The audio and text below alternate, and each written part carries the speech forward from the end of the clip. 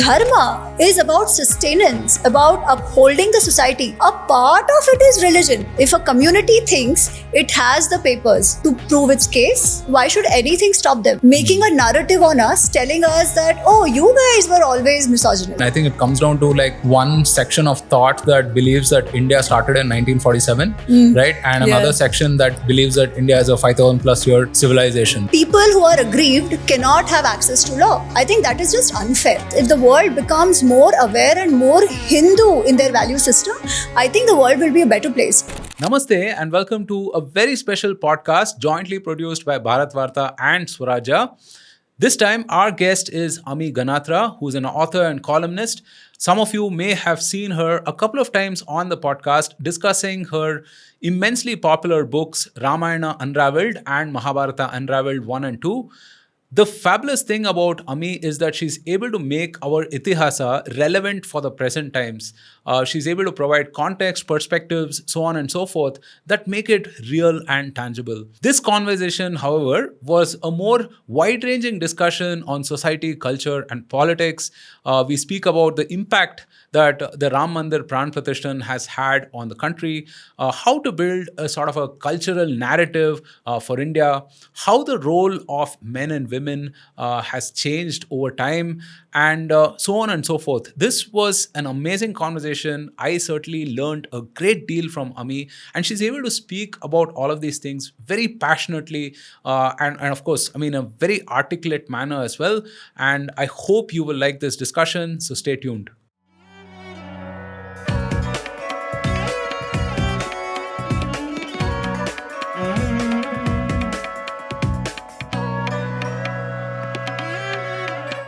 Namaste and welcome to a very special podcast. We have today Ami Ganatra, who is the author of 3 fabulous books, Ramayana Unraveled, Mahabharata Unraveled 1 and 2. And I particularly like talking to Ami because she makes all of our Itihasa very relevant to the current times, and she's able to reach out to a younger, newer demographic as well. So, Ami, welcome to the podcast. Thank you so much for making the time. So, namaste, Jai Shri Ram. Very happy to be here, Roshan, and finally happy to see you in person.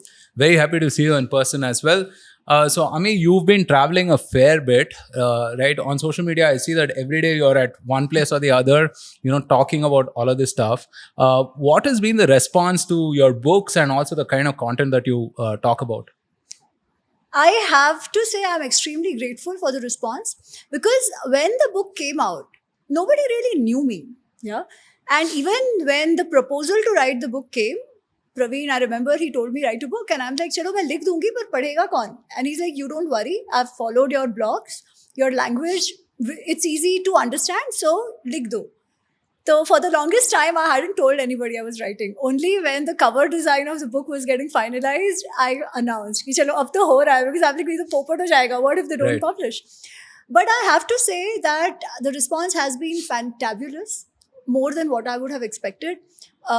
When you said that I travel a lot doing talks, very honestly, it's not as if I put myself out there. Universities, colleges, teachers, they have been reaching out to me. They're like, please talk to our students. Yeah. Awesome. Now I've also started offering courses on Ramayana Mahabharata. Right. Most of the participants are youngsters. And I get a lot of Insta messages from youngsters, but in particular girls. And those messages are very, very heartwarming, especially regarding Ramayana. Mahabharata, of course, but regarding Ramayana even more.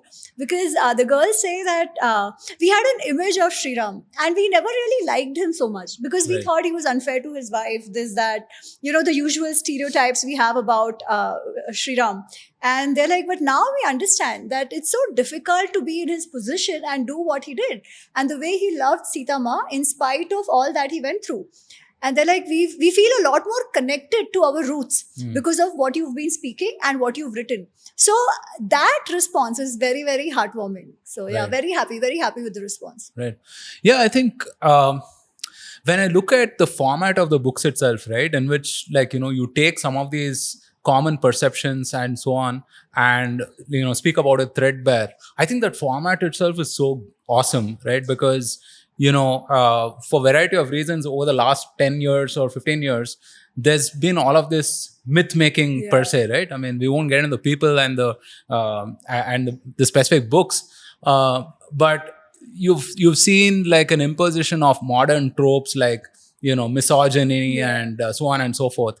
But you're able to like uh, give it more of a current take on it, but also not dilute what Yeah. was the actual reasons for any of these things earlier, right? So I don't even try to contemporize it, yeah, or contextualize it, because my own study taught me that these epics of ours, especially the Itihas, they are as relevant today as they were back in those days. Myth making continues even now. Also, myth making is nothing new. It has happened for a long time, because in Bharat we've always had creativity, a freedom of creativity, right? So people have always given their spins to it in plays and all of that. So it's not new. What has happened of late is the weaponization of narrative, Yeah. using these epics, and then these myths come very handy, and then they'll tell us sab chalta hai, there is no one story, because anyways this is not your history, this is just another myth. And they started using these myths on us, making a narrative on us, telling us that, oh, you guys were always misogynist, you guys were always casteist, right? And your gods, their value systems are not for today. That was has started happening even more in the last 20, 30 years. Since, I mean, again, it's not only an India thing, we've seen this happen abroad as well. Especially due to the historians, as I call them, the way they have twisted our history in general and Itihas even more. Right. But now there is readiness. So you mentioned about the format of the book. Whatever I have written, and I think people are able to connect it more, is also because these were my questions. It's not as if I knew everything. No. I had exactly the same questions which women have today, because I grew up in the same system, right? I heard the same stories. I heard the same kind of discussions. So the questions were the same. What I felt about some of these characters were also the same, which people feel today. I did not write because I wanted to answer anybody else. I wrote because I wanted those answers. So this is like me writing for myself, for my younger version. So I think that is what has connected. Right. So Right. Yeah, I think one thing is, if you look at a hierarchy of values or narratives, right? With all this postmodernism, I Yeah. mean, everyone has a voice at the table and so on. So in the current times, right, it's hard even to acknowledge like a hierarchy of values or narratives, right? Because you have this prevailing postmodern sentiment Yeah. of anything Post goes. truth now. Post-truth, exactly, right? I mean, Yeah. that. So you have that, and so seeding space for something that's authentic, sincere, and also useful from a civilization perspective, right, is pretty hard. So in that sense, I mean, the work that you're doing and a few others, right, Vikram Sampath, Abbas, and so on and so forth, I think it's amazing, making it current for us, right? What has been the impact of the Ram Mandir Pran Pratishthan in your estimation? I mean, you must Oh, have gone around the country talking to people, and of course, you were in Ayodhya as well. So, how was yeah. that experience? The Ayodhya experience has been, I don't even know what to say. I'm just grateful I was there. The atmosphere was so charged. There were so many people. And everybody was Ramamay. The whole Ayodhya was Ramamay. I think the whole Bharat was Ramamay, right? Yeah. And in spite of so many people, all just sticking to each other in Ayodhya, because just everybody was out there on the streets. Not one untoward incident happened. Not one. No chain snatching, no pickpocketing, nothing at all. Everybody was out there celebrating.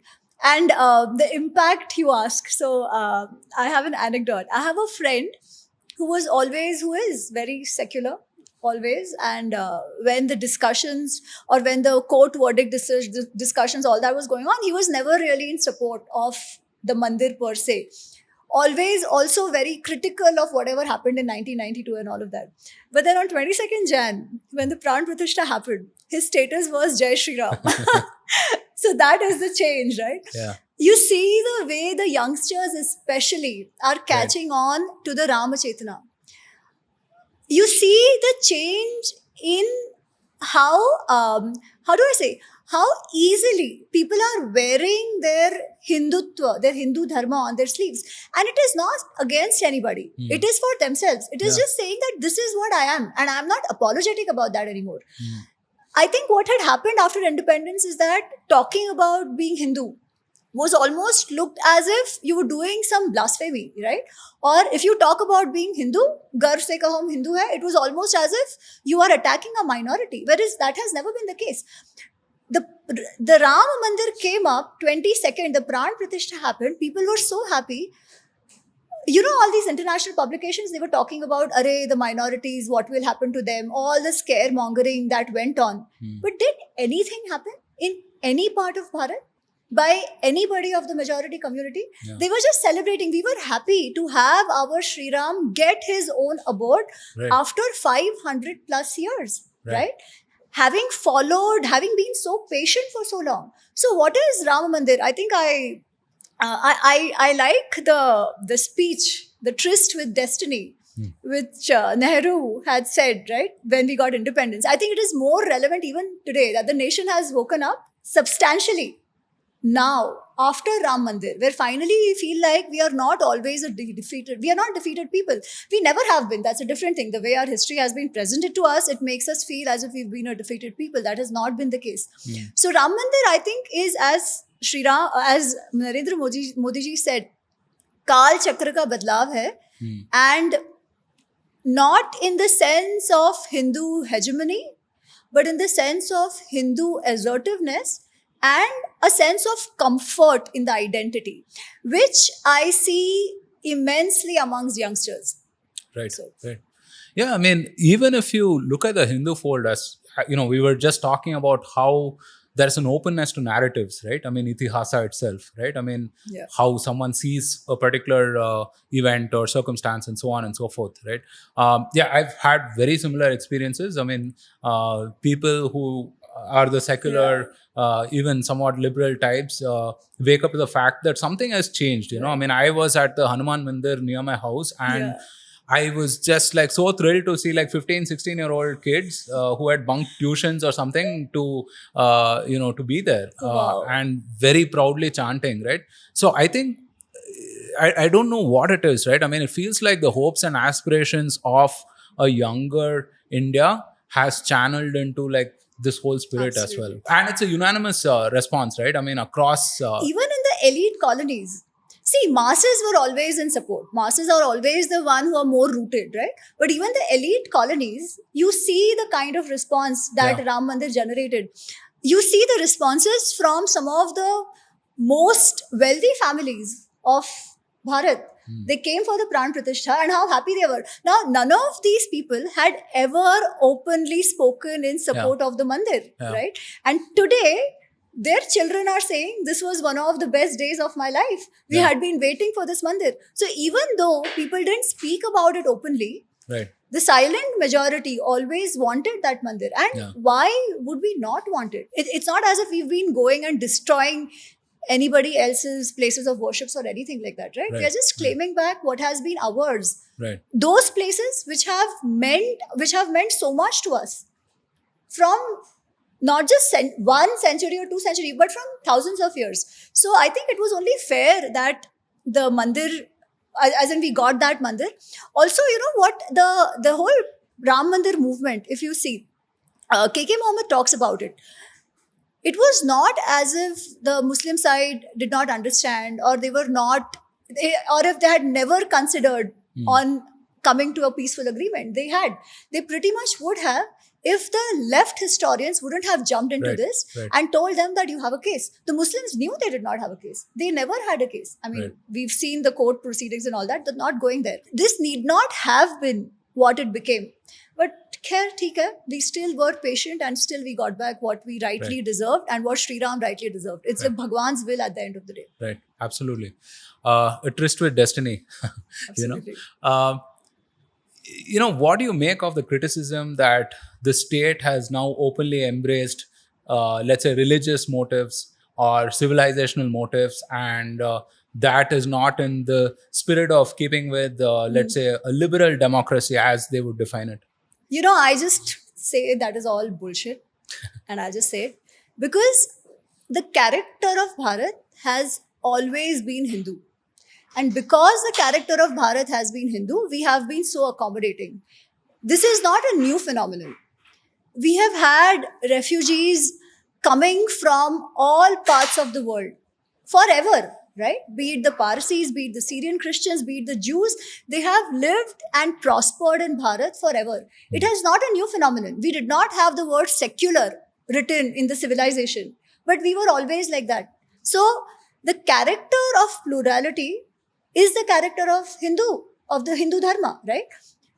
It is just that there was an attempt made to separate that from dharma and categorize it as the other, how do I say, fanatic faiths who always thought it's my way or the highway and nobody else could be anything else unless and until they converted. So either you convert or you die, right? That was the only thing offered by other desert cults. That has never been the case.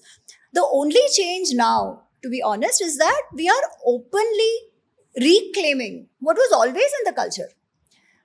If it is okay to for politicians to organize an iftar party, why is it not okay for a minister or a prime minister to go to the mandir? Also, the minister or the prime minister, they have their own belief systems as well, right? Does secularism mean nobody should have their belief systems, or you leave your belief system away and then only you come to the parliament? No, absolutely not. That's a personal thing, right? Also, what is secularism?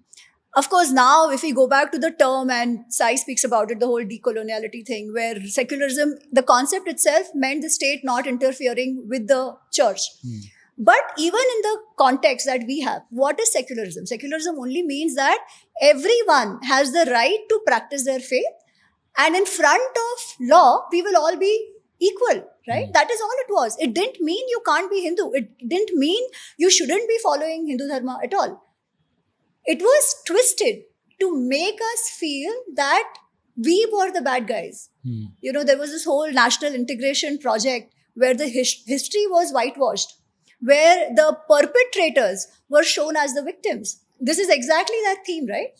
Where they're like, oh, you can't speak about being Hindu. Why not? It is because we are Hindu that we have allowed, or we have had a society which is so plural. So the more we accept dharma, the more we are assertive of Hindu dharma, I think we'll be better off. And you see that in our foreign policy as well, right? During Corona, and Jaishankarji always speaks about it, during Corona, when the bigger countries, the richer countries were still looking to make profits from the vaccines that they had, we said, no, nothing doing. We are going to help out everybody. Compassion, karuna, that comes from dharma. Also, dharma itself. Hindu dharma, is it religion? Yes, but it is not just religion. Dharma means sustainability. Dharma means doing whatever you do, keeping in mind the sustenance, thriving, surviving of the prakriti around you, of the society around you. Not just human beings, but also the animals, also the trees, the nature, all of that, right? That is the concept. That is that is our legacy. That is our knowledge system. Something that can actually give solutions to the problems the world is facing today. We talk about climate change, right? As Modi ji said, I think yesterday, that it's great to talk about climate change when you are sitting in AC rooms. You drive an AC car, you go there, give a bhashan, come back in your AC car, sit your fly a private jet and so on. Exactly. And but this is just a narrative thing, right? Climate change. That's not how we have ever lived. We have always said that whatever you say, you practice it. That is the essence of Hindu Dharma. The more the world becomes Hindu, like Vivekananda used to say, right? Krunvanto Vishwam Aryaha. If the world becomes more aware and more Hindu in their value system, I think the world will be a better place. So I'm very happy that at least some measures are being taken overtly to reclaim the symbols of Hindu Dharma as well. Right. What about, also on that same thread, right? I mean, what about the fact that this could happen in Kashi and Mathura as well? And Sai has famously talked about 50,000 other temples 40,000. across. I mean, 40,000. as many we have, yes. Yeah, as many as Yeah. whatever has a similar precedence, basically, Correct. right? Some people see that as, something that will stir up the pot and perhaps cause some communal social strife as well, right? I mean, your thoughts on that? See, one thing is for sure, wherever we have evidence, wherever there is a case that can be made in the court of law, why should we not go for it? Okay. Does it always have to be a top down movement? Does it always have to be led by X or Y political organization? No. These are people issues. If a community thinks it has the papers to prove its case, they should go to court. Why should anything stop them? And it is not as if we are zabardasti trying to take away anything, right?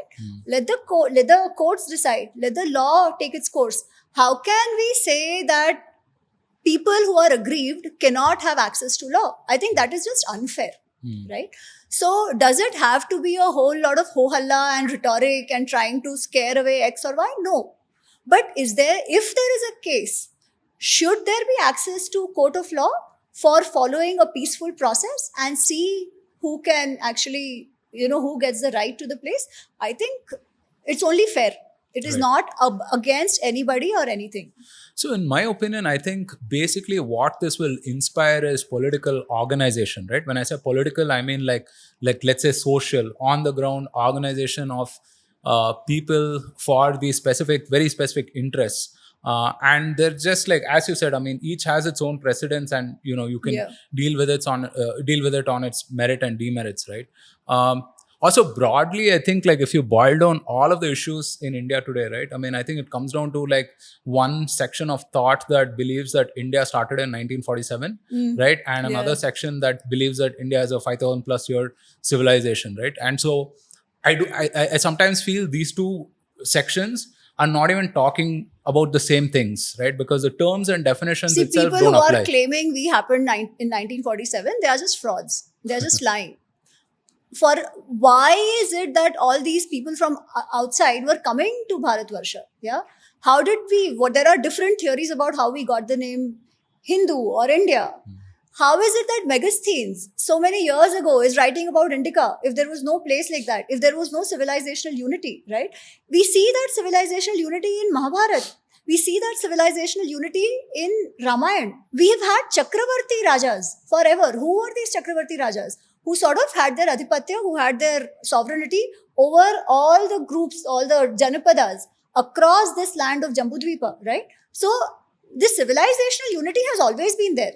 Within this civilizational unity, there have been, so I heard this very beautiful concept that it's not unity in diversity, it's diversity in unity. So the unity has always been there, and then there have been diverse people, diverse customs, which have all been accommodated, right? So those who say that there was no India before 1947, I mean, really, get your brains checked, right? Because why did British call their company East India Company?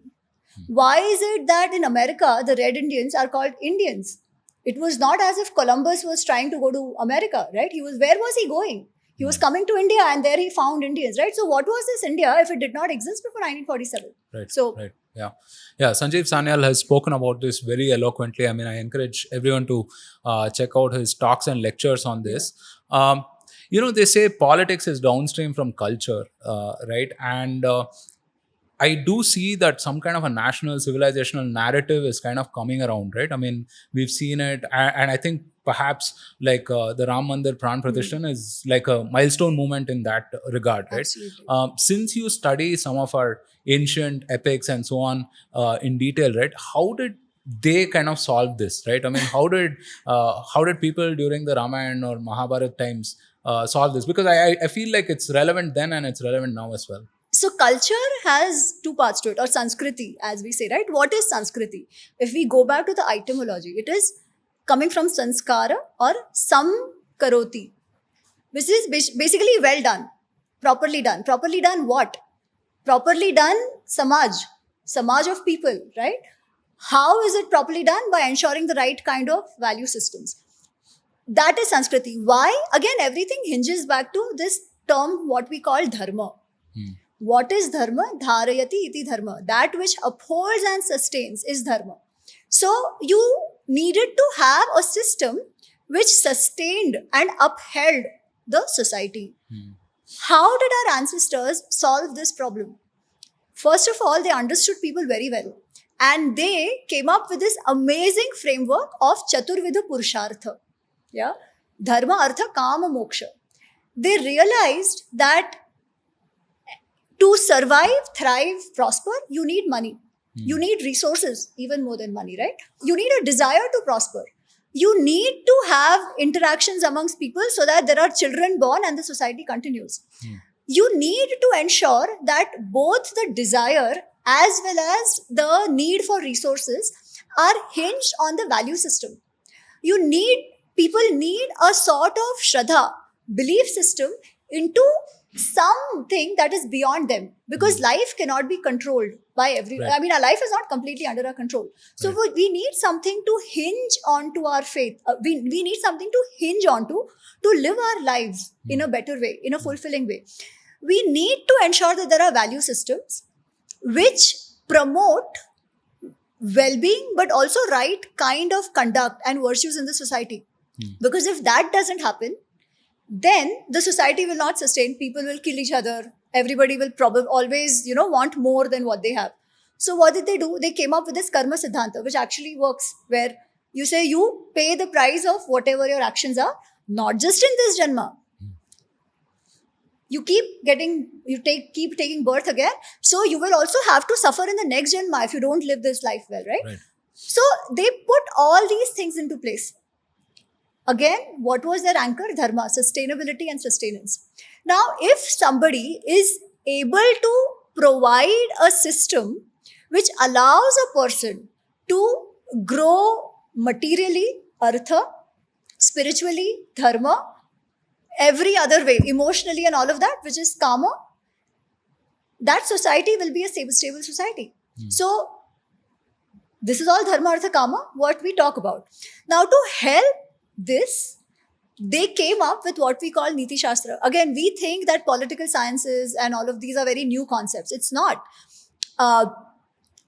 We of course know about Arthashastra that we have of Chanakya, which talks about how administration and all that happens. But that is not the first book. There is a story which comes in Mahabharata, and it's a beautiful story. So my third book, which is the second part of Mahabharata Unraveled to the Dharma discourses, I cover a lot of this, which is a dialogue of Bhishma and Yudhishthir on administration, on Raj Dharma, all of that. So, how should a Raja administer? What should be the governance model like? And they talk everything from security to taxation to welfare to infrastructure to everything in that, yeah. But the way it starts is very interesting. It talks about how once upon a time the society was a regulated, self-regulated society. I mean, if everybody is doing what they need to do, are fulfilling the responsibility, yeah, are already living in a way that is aligned with dharma, artha, kama, all of that, then you don't need any governance. You don't need politics, right? What is politics? Essentially, politics is at the end of the day for giving you the right kind of administration. But then at a certain point, Kam, Krodha, Lobha, Moha, so greed, ahankar, lust, desire started growing amongst people.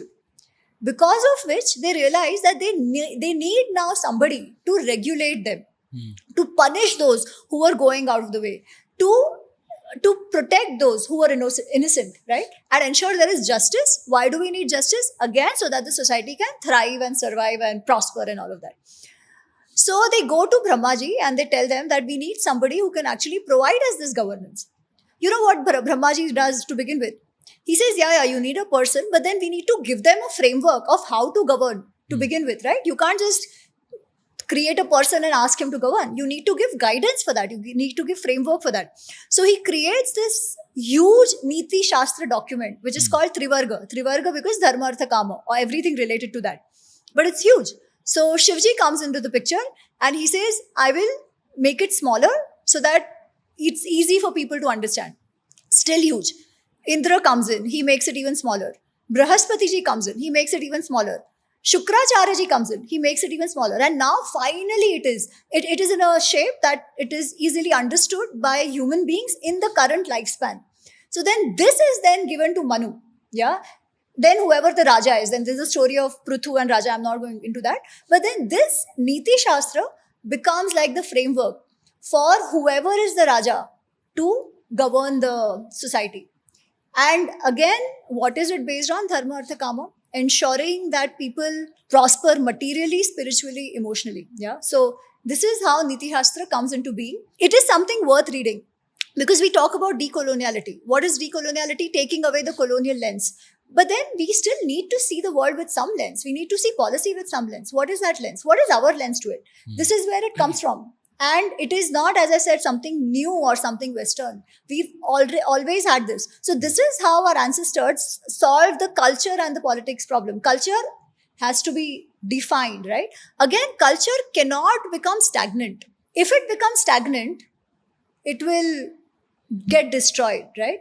It has to keep pace with changing technology. It has to keep pace with evolving value systems. It has to keep pace with evolving social structures. And that is why we call our Sanskriti Sanatan. Right. Sanatan is one that lasts forever. A stagnant principle will not last forever. So Sanatan by itself means one that evolves in a way that helps the society survive and thrive.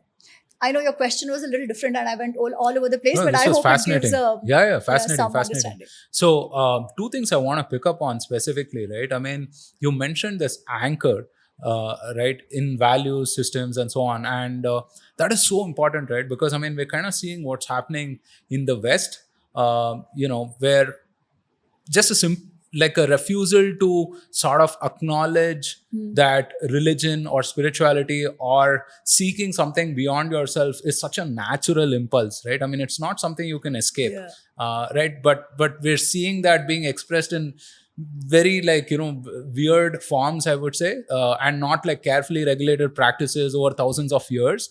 So I see that as such a dichotomy between what's happening there, where people are sort of going away from those value systems and like seeking new ones, and here where I feel like there's a sort of a coalescing Built in. around what our ancestors have believed in and sought for, right? I mean, So you make such an important point here, right? See, you don't find all this woke agenda in countries which are still developing. You find this more in the developed world, and then it gets exported to other places. What is happening? We have the Maslow's hierarchies, basically the Maslow's hierarchy at work. We all need a certain meaning to our lives. Yeah. Now, this trying to find meaning to the life has been inbuilt in our system, where we say that life is not just this material pleasure. It is beyond that. There is a truth beyond what your senses can understand. Try to find that truth. That is a state where you will be always happy. So what we talk about moksha. What is moksha? So when you see Gita, he talks about reaching a state of mind where you are not perturbed by happiness and sorrow, both. You're not perturbed by victory and defeat. You remain blissful and happy, whatever be the situation. So, what basically our Shastras tell us is that happiness is not outward. Happiness is not outside of you. Happiness is inside of you. We need to develop a perspective to be happy. Right. Yeah. Every other kind of material happiness is only going to be temporary. Right.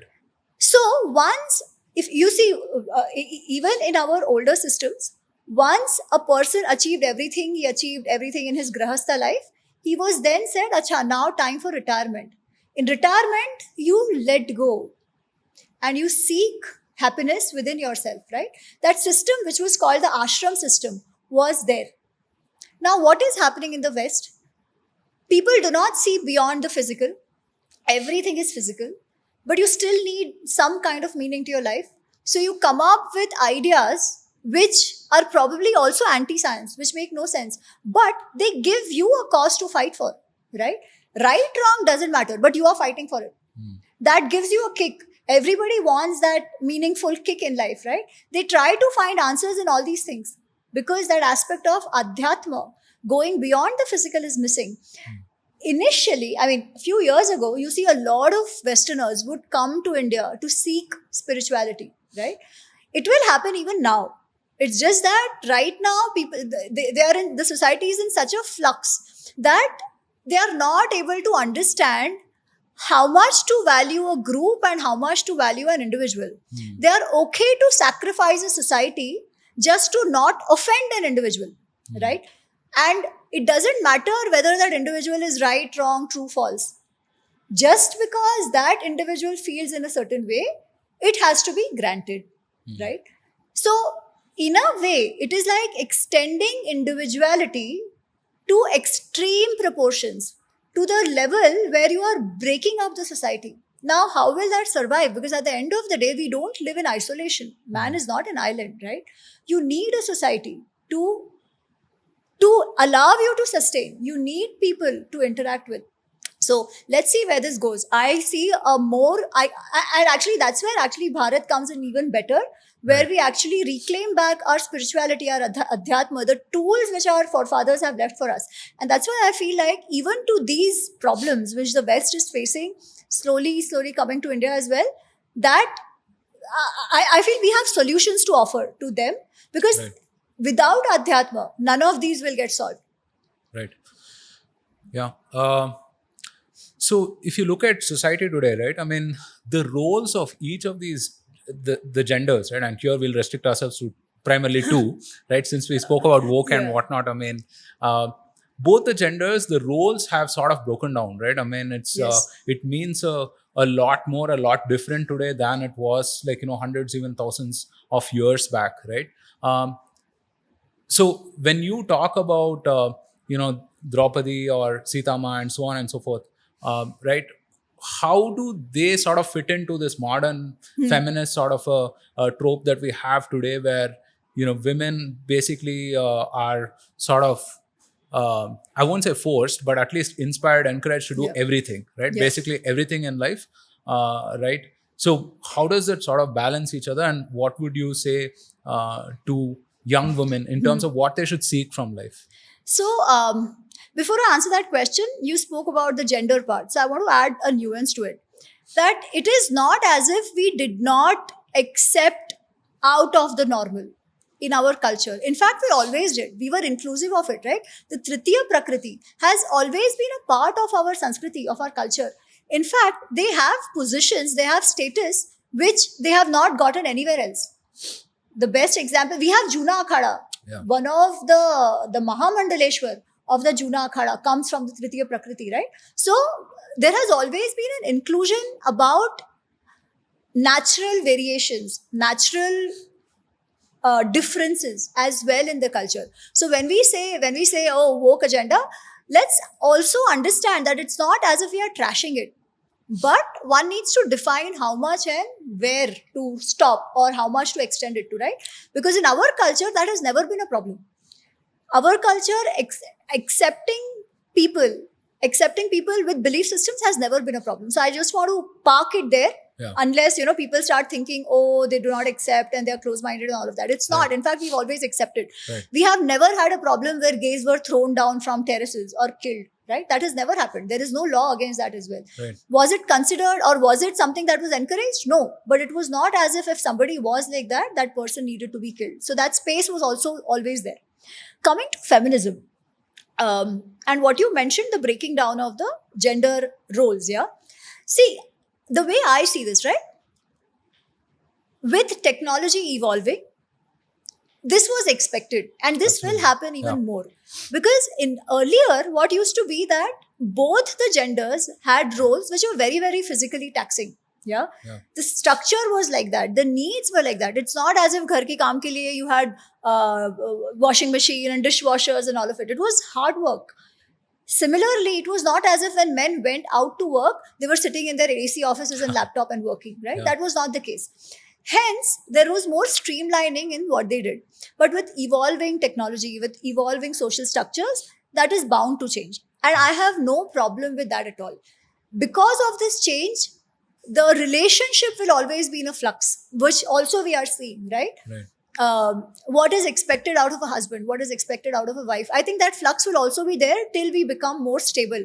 And I have seen that stability come where women obviously are going out and becoming more, are becoming okay with outsourcing some of their parental motherly responsibilities, and fathers being more involved Absolutely. in household work, in raising kids and all of that. Yeah.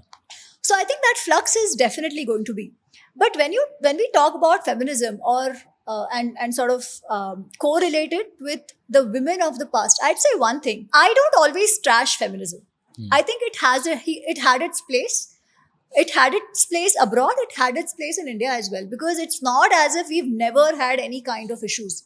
It was not as if women did not need some sort of a movement to become more assertive.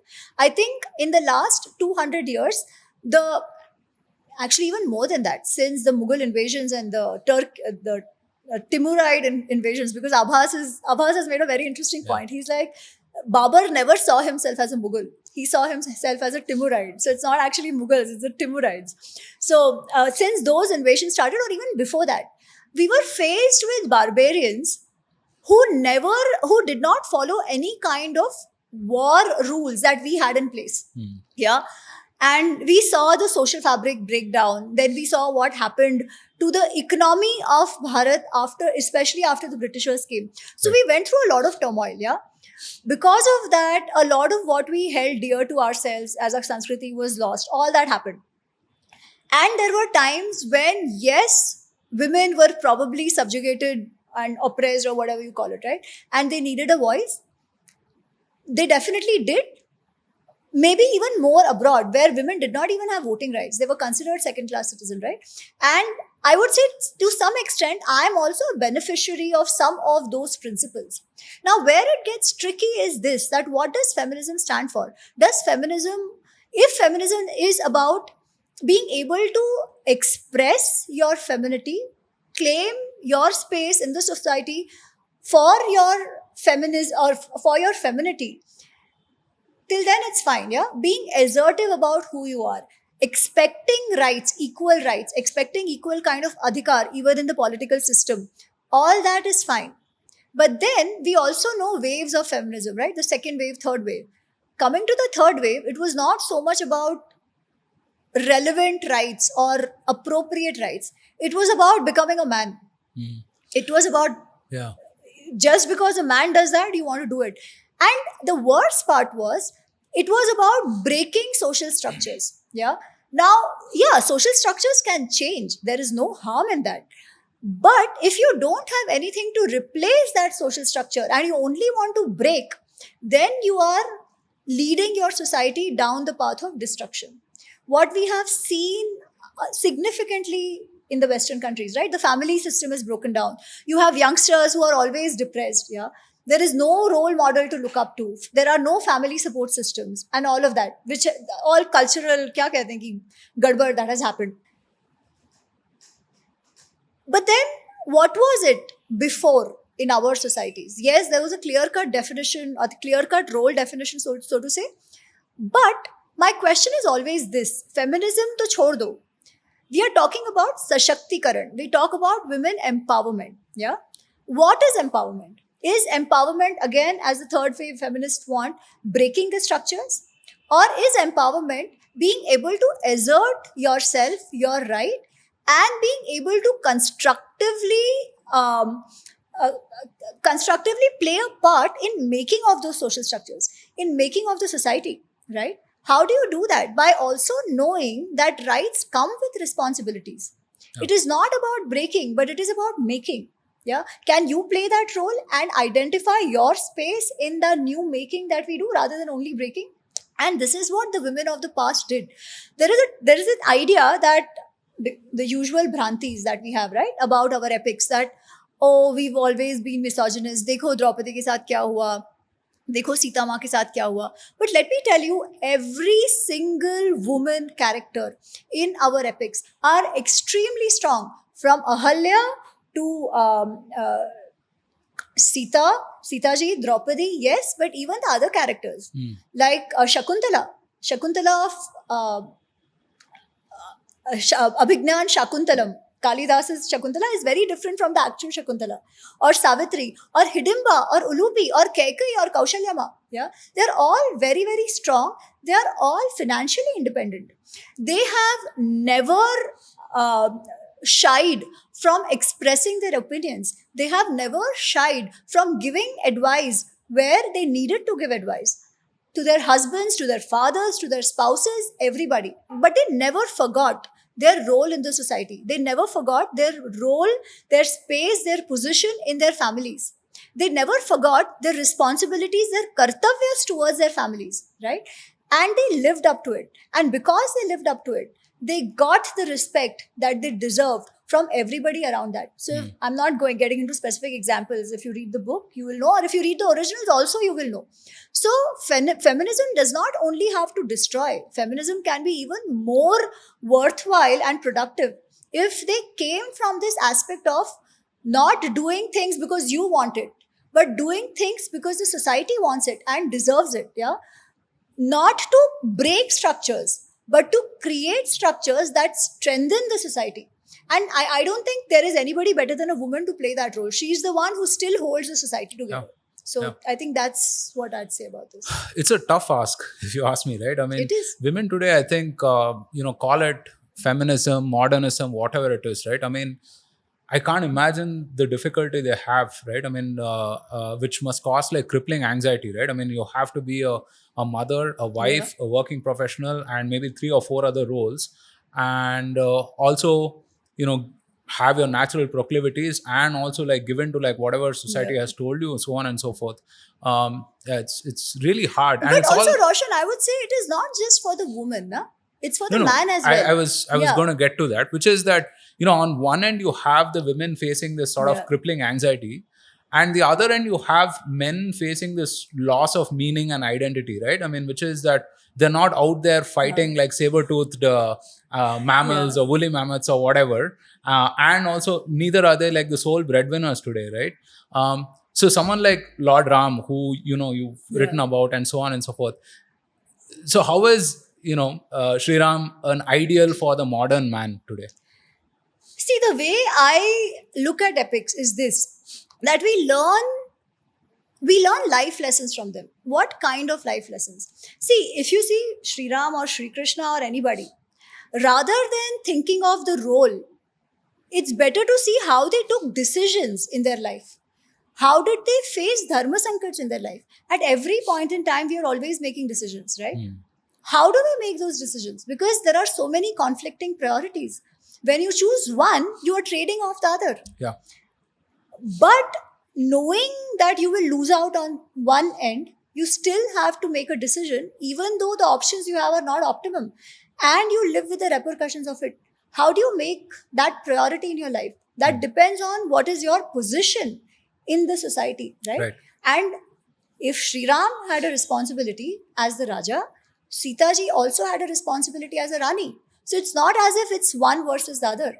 Yeah. And how do they ensure that being or given the status they had in their society, they live up to that stature while not being untrue to each other? Yeah. And this is just one aspect.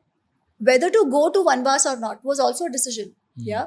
Whether to take up arms to protect the rishis in the forest, that was a decision. Whether to kill Tadaka, who's a stree, who's a woman, was also a decision. Whether to go all the way to get Sita Ma was also a decision. Whether to provoke her to do Agni Pariksha was also a decision. And the same thing goes for Sita Ma, right?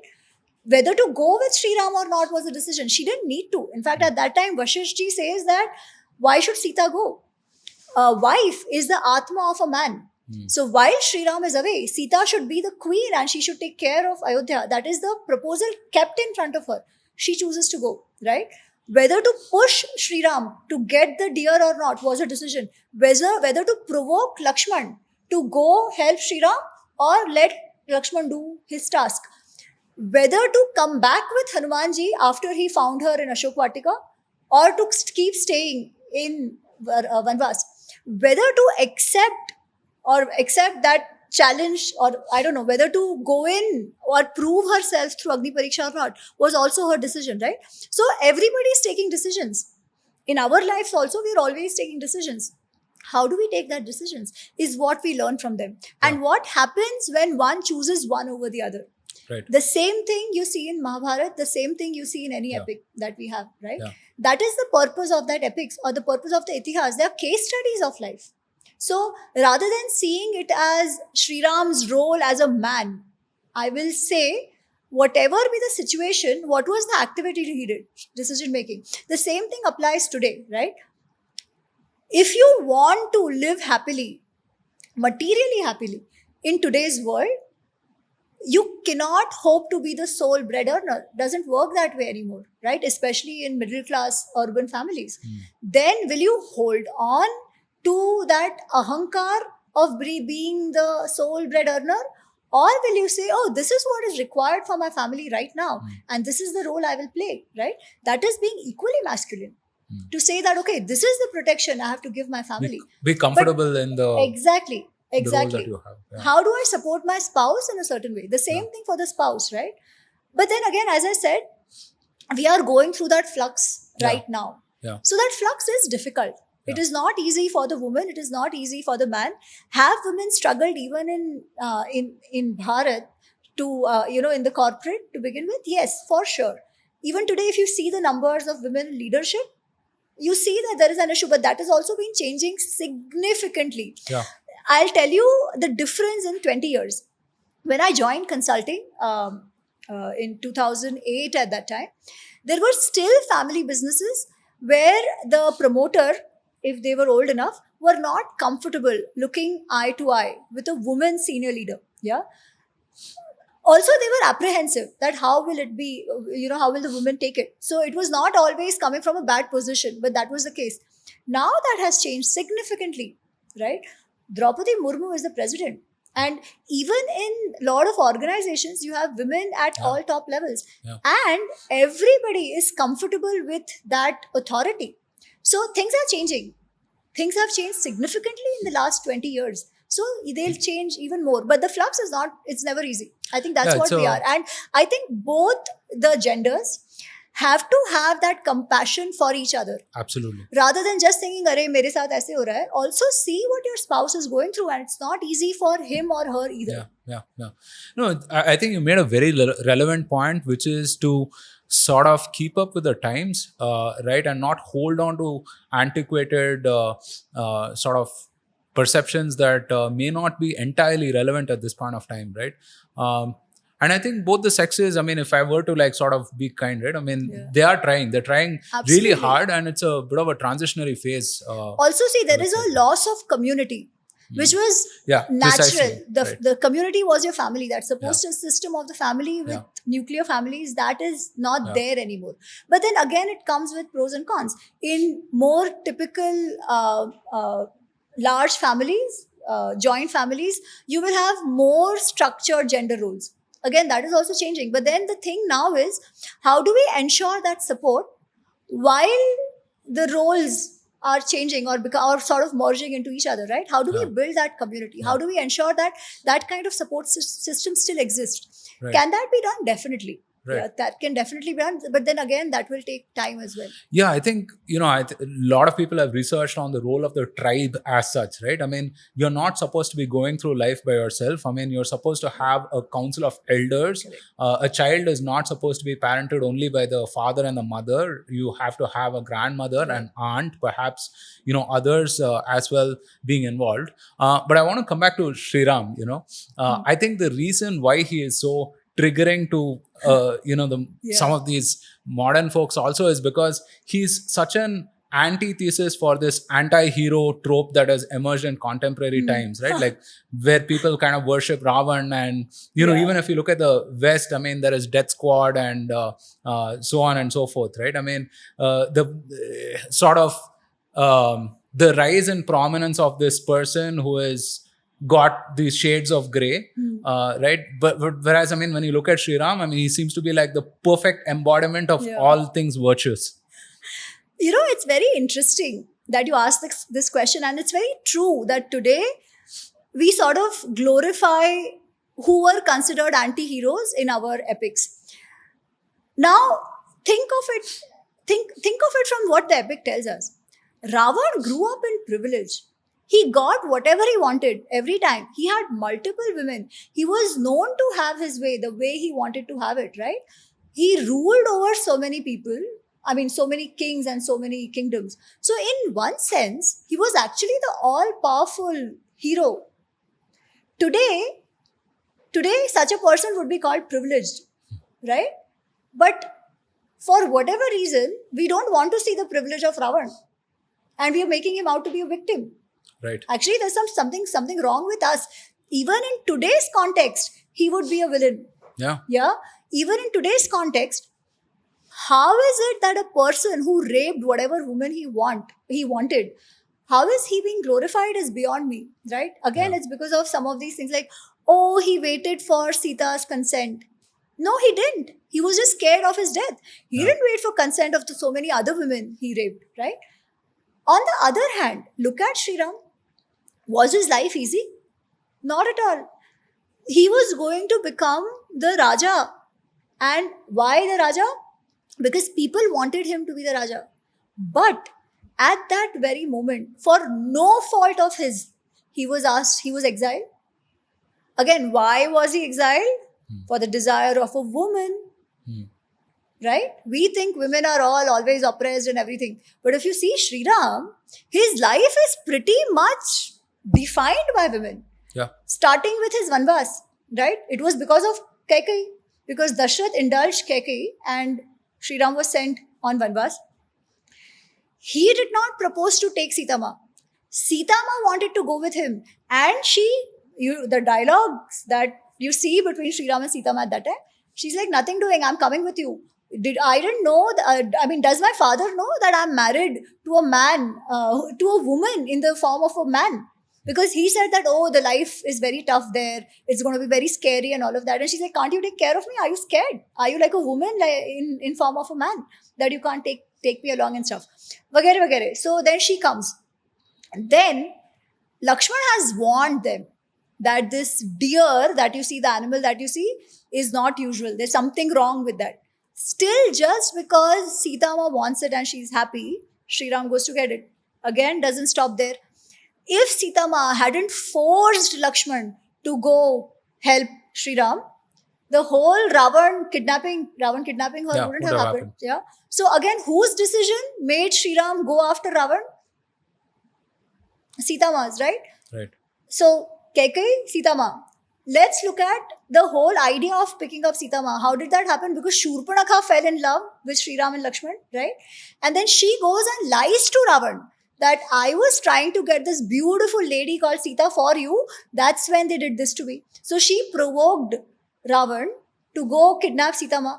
Again, the role of a woman, right? So if you see Sri Ram's life, it has been one incident after the other, or rather, it has been one decision after the other of a woman that has taken him on the path that he has been taken on. And we call this man misogynist. And the guy who picks a lady at his own will, we are somehow trying to glorify him. Right. Right? Why is this happening? This is only happening because, as I said, there are people who believe that history or sociology, all that is very reductive, which means that you have to see it from the villain's angle. And if you see it from the villain's angle, you have to justify his acts. Now, what they will not tell us is that what did people around Ravan think of him? What did Mandodari think of him? Like today, there are these things, WhatsApp messages that, oh, he was probably a better husband than Sri Ram and all of that. Let's ask Mandodari about it, right? What did Mandodari say about Ravan? She says that you deserve this death when he dies. So how was he a great husband? But that's the thing, because today we are so focused on looking at every topic from an identity lens. Whoever lost, we see, oh, that's because he was a Dravidian. Hence, he has to be glorified. Are Baba, he was a Brahman Putra. So, the reason why we fall for these tropes is because we don't know our Itihas. If we did, this wouldn't happen. From a creative liberty, fine. But if we did know what our Itihas stands for, or if we did understand Sri Ram for what he was, I think we would have a better perspective for our own life and our own, how do I say, social values. Then today, what we are seeing, this whole change of or glorification of the bad. Again, why the glorification of the bad? So it's very interesting. Ravan to ek hai. We've seen in Mahabharata the intense glorification of Karna. Yeah.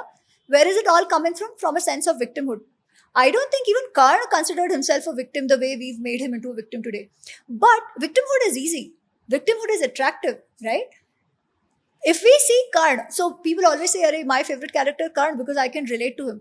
Why can you relate to him? Because I would have also done so many great things in life. It is the society which stopped my growth, right? It is the society because of which I'm not working to my full potential. That's easy. put a blame on somebody else for our failures is easy. But to look within and say there's something wrong with me, maybe I should work on it, is difficult. So victimhood sells, right? Victimhood sells in our personal lives, victimhood sells in the national narrative. That is why when Burhan Wani is hanged, we have people, human right activists, who will say, "अरे but वो तो school master का बेटा था." अरे वो क्या अकेला school master का बेटा था? And because वो school master का बेटा था, does it justify his killing thousands of people? What are we even talking about? And why is it that our people are falling for that bakwas narrative, right? What has gone wrong with our critical thinking? This has gone wrong with our critical thinking. We have forgotten what our values are. We've forgotten what is justice. Just hanging somebody is not hinsa, it's not violence. If he was not hanged and he was not punished, that would be violence on the samaj. From which perspective are you looking, right? Burhan, it is not important to do ahimsa to Burhan Wani, the guy who has done so much hinsa on the society, Absolutely. right? Yeah. So I think that clarity is needed, and that clarity will come if we understand our epics well. Right. Speaking of understanding epics, your love for Sanskrit, right? I think that's core to everything that you are right now. I mean, in terms of how you're able to, I won't even say interpret, right? How you're able to communicate what some of our ethics talk about, and do all these really complex, analysis of characters and plots and circumstances and so on and so forth, right? How did your love for Sanskrit start, and why should everyone learn Sanskrit? So there are two parts to your questions. I'll tell you the second part first and then the first one. Because the second part I realized after I started learning. The way words are in a language, they communicate the value of that society. Let's take one simple example. The word Raja, in English it is king. Okay? King. So if you see the definition of the king, its origin from Old English and all of that, it's somebody who rules, who has that stature, which is the kingly royal stature, lot of respect and all of that. Fair enough, that the king does have that. But the word Raja, the etymology of Raja, it comes from the word Ranja. Ranja is welfare.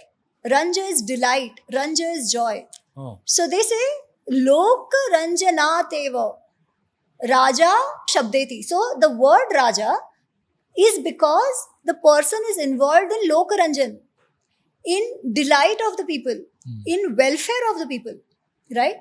So the word Raja itself is a very loaded word, which comes with a responsibility, not just a right, not just a stature, but a responsibility of what? Welfare of the people, right? You see how the word changes the whole value system that a culture represents. Right. I spoke about Dharma. Mostly it is translated as religion, but religion has a very narrow perspective towards things. It's about rites, rituals, belief in God. Whereas Dharma is not that. Right. Dharma is about sustenance, about upholding the society. A part of it is religion. A part of it is dealing with gods. A part of it is dealing with justice. A part of it is dealing with governance. All of it. But dharma is for sustenance, which means that what we thought as holy cows, if they are not leading to sustenance of the society, they need to be changed as well. Again, do you see how the whole, I keep repeating it, the value system changes, or the outlook of the people who have these words change? Right. So understanding those words for what they are is very important. That cannot happen without knowing the language in which it is written. Yeah. Now, I didn't know that to begin with. I started learning Sanskrit for a different reason. It's because at some point I was trying to, when I had begun to dabble in the Shastras and stuff, I had picked up a English translation of Nyaya Shastra. And all was fine. Nyaya Shastra talks about different kinds of arguments and debates and discussions and all of that. And at one point it said, only people of a similar caste can do this, can get involved in this kind of argument. And I'm like, this is not even making sense. Why would they restrict people to a certain caste? to get involved in this discussion. So I'm like, okay, kuch maza nahi aa raha hai. Let me go back and check what the shloka says. So I didn't really know the language that well, but I have always been very fluent with Hindi, Marathi, Gujarati. So then you know some Indian language, you can pick up a bit. Anyways, it was even simpler. There was a word jati used there. Now, anybody with any Indian language, learning of any Indian language will tell you that jati is not just caste. It could mean so many things. It could mean species, right? It could be a variety of different things. There, what they were trying to say is like when you are comparing different things, let them belong to the same category. Like, don't compare oranges to apples. That is what they said. But here, the translator made it into a jati, into a caste. Now, if this is what I was going to learn from translations, I'm going to be brainwashed about my society anyways, right? I'll think har cheez mein caste ghusa dete hain.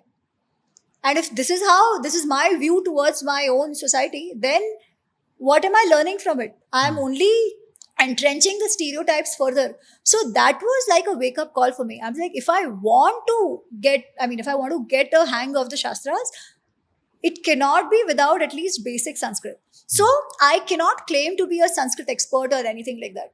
I can get by. I can see the shloka, I can read the anuvad, and I can figure if the shloka, if the anuvad is tricky or wrong. And I will know how to go back and get the correct, proper anuvads. So that is what I can do. So not an expert, but I think knowing the language for proper understanding is extremely critical. Absolutely. I mean, I see that even in other languages, right? I mean, so quite recently, I wrote a letter to my mom in Kannada after a long time, right?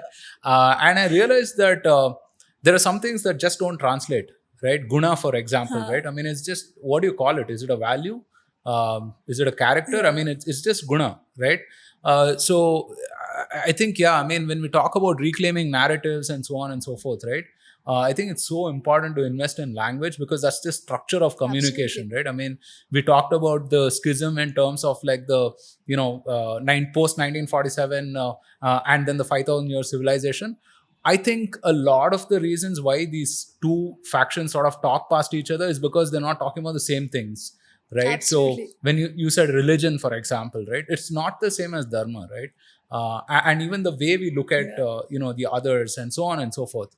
What you mentioned, when people say dharma nirpeksh, it is such a ridiculous thing to say because dharma is about sustainability. You're saying we don't care about sustainability, we don't care about sustenance, we don't care about justice. Is that what we are saying? Right. Even secularism, so to say, was pantha nirpeksh, not dharma nirpeksh, because dharma is the core of everything, the substratum over which the society stands. Right. So, yeah. Ami, this has been a fascinating conversation, and I'm sure that we can go on for quite a long time. But I know you have a schedule, so thank you so much for joining us, and wish you all the best for everything that you have coming up. Thank you so much. I know I've given very long-winded answers. No, fascinating so excuse stuff. me for that. Thank you, Jai Shri Ram. Thanks so much for joining us, folks. Like, share, subscribe, do all of the great stuff, and we'll see you on another episode.